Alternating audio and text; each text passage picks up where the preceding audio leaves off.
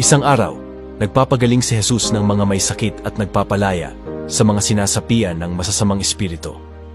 Namangha ang mga tao sa mga himalang ginawa niya, ngunit ang mga Pariseo dahil sa inggit ay nagsabi, ang taong ito'y hindi nagpapalabas ng mga demonyo, kundi sa pamamagitan ni Beelzebub na prinsipe ng mga demonyo. Binigyan sila ni Jesus ng mahigpit na babala.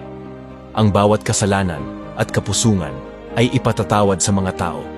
Datapuwat ang kapusungang laban sa espiritu ay hindi ipatatawad. Ang paglapastangan sa banal na espiritu ay hindi isang pangkaraniwang pagkakamali. Ito ay ang sinasadyang pagtanggi sa gawa ng Diyos na iniuugnay ang kanyang kapangyarihan sa kasamaan. Ito ang pinakamalalang kasalanan na nagdudulot ng pinakamabigat na parusa sa impyerno at hindi kailanman mapapatawad.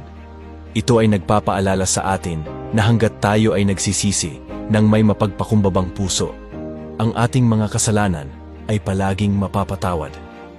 Gayunpaman, dapat nating igalang ang banal na espiritu at kilalanin ang kanyang gawain sa ating buhay. Kung sumasang-ayon ka, Amen.